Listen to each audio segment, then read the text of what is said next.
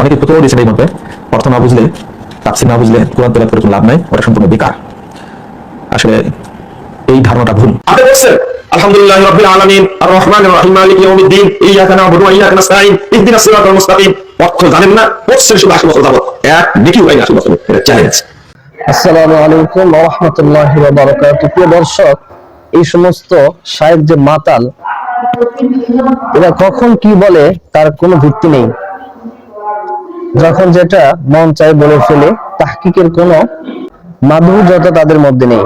প্রিয় দর্শক, মুজাফফর বিন মুহসিন সাহেব বলে যে কোরআন এর অর্থ না জানলে কোনো সওয়াব হবে না। সূরা ফাতিহা পড়ছেন, অর্থ যদি না জানেন কোনো সওয়াব হবে না। আবার পরে এক বক্তব্যে বলতেছে যে সওয়াব হবে, মানে যখন যেটা মন চায় তখন সেটা বলে মানুষকে বিভ্রান্ত করার জন্য।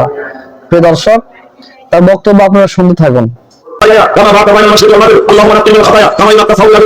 এই যে পড়লেন ভাই বাইনি 80 বছর ধরে পড়ছে, অর্থ জানেন না, কবুল হয়নি, কবুল হয়নি, এক নেকি কবুল হয়নি। যদি হয় কিয়ামতের মাঠে আপনার সাথে চ্যালেঞ্জ হবে, আমার চ্যালেঞ্জ। আপনি বলছেন আলহামদুলিল্লাহি রাব্বিল আলামিন আর রহমানির রহিম মালিকি ইয়াউমিদ্দিন ইয়্যাকা না'বুদু ওয়া ইয়্যাকা নাস্তাঈন ইহদিনাস সিরাতাল মুস্তাকিম। অর্থ জানেন না, পড়ছেন শুধু 80 বছর যাবত, এক নেকি হয় না 80 বছর, এটা চ্যালেঞ্জ। কিন্তু বাংলাদেশের আইনে কি আছে, আমেরিকার আইনে কি আছে, কানাডার আইনে কি আছে, ভারতের আইনে কি আছে, সব আপনার মাথার মধ্যে আছে, কিন্তু ছোট্ট ছোট্ট দোয়া অর্থ আপনি জানেন না। আল্লাহ আপনাকে কবুল করবে মনে করছেন? আল্লাহ কি পাগল আপনার মতো? আল্লাহ কি আপনার মতো চাই? নাউযুবিল্লাহ, আস্তাগফিরুল্লাহ। এখন তার এই ফতোয়ার বিপরীতে সে নিজেই ফতোয়া দিছে, সেই ফতোয়াটি আপনারা শুনুন। কোরআন তেলাওয়াত করছি কিন্তু অর্থ বুঝি না, তাহলে কি বিক্রি হবে কিনা? অনেকে ফতোয়া দিয়েছেন এই মতে অর্থ না বুঝলে, তাফসীর না বুঝলে কোরআন তেলাওয়াত করে কোনো লাভ নাই, ওটা সম্পূর্ণ বেকার। আসলে এই ধারণাটা ভুল, সম্পূর্ণ ভুল ধারণা। বরং শুধু কোরআন তেলাওয়াত করলে পূর্ণ নেকি পাবে, তবে নিঃসন্দেহে যারা কোরআন বুঝে তেলাওয়াত করেন তারা বেশি নেকি হকদার হবেন, এতে কোনো সন্দেহ নেই। যারা বুঝে, তাফসীর বুঝে, তারা নেকি বেশি হবে, এতে কোনো সন্দেহ নেই। কিন্তু কোরআন তেলাওয়াত করলেই নেকি হবে, কোরআন তেলাওয়াত করলেই আল্লাহর পক্ষ থেকে রহমত নাজিল হবে, কোরআন তেলাওয়াত করলেই আল্লাহর পক্ষ থেকে বরকত নাজিল হবে, কোরআন তেলাওয়াত করলেই আল্লাহর পক্ষ থেকে নাজিল হওয়া ফেরেশতারা রহমত দ্বারা আপনাকে ঢেকে রাখবেন, ফেরেশতারা উপস্থিত থাকবেন। এবং হাদিসে এসেছে তানাজ্জালাত আস-সাকিনা, অর্থাৎ আল্লাহর পক্ষ থেকে বিশেষ সাকিনা নামক রহমত কোরআন তেলাওয়াতকারীর উপরে নাজিল হবে। প্রত্যেকটি হরফে 10 নেকি, 10 থেকে 700, 700 থেকে দ্বিগুণ নেকি হবে। পবিত্র কোরআনের এক একটা হরফ, এক একটা আয়াত, এক একটা বাক্য, এক একটা শব্দ রহমতের বিশাল বিশাল ভান্ডার।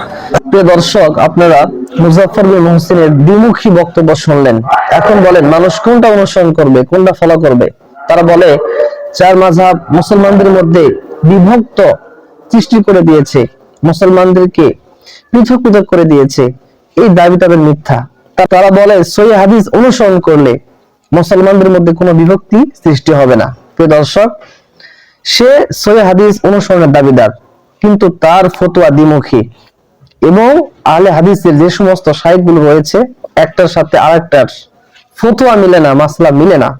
প্রিয় দর্শক, তারা যে সহিহ হাদিসের আড়ালে আপনাদেরকে বিভ্রান্ত করতেছে, সহিহ হাদিসের ব্যানারে, সহিহ হাদিসের সাইনবোর্ড লাগিয়ে আপনাদেরকে বিভ্রান্ত করতেছে, তার চলজান্ত প্রমাণ এই সমস্ত আচরণ তাদের।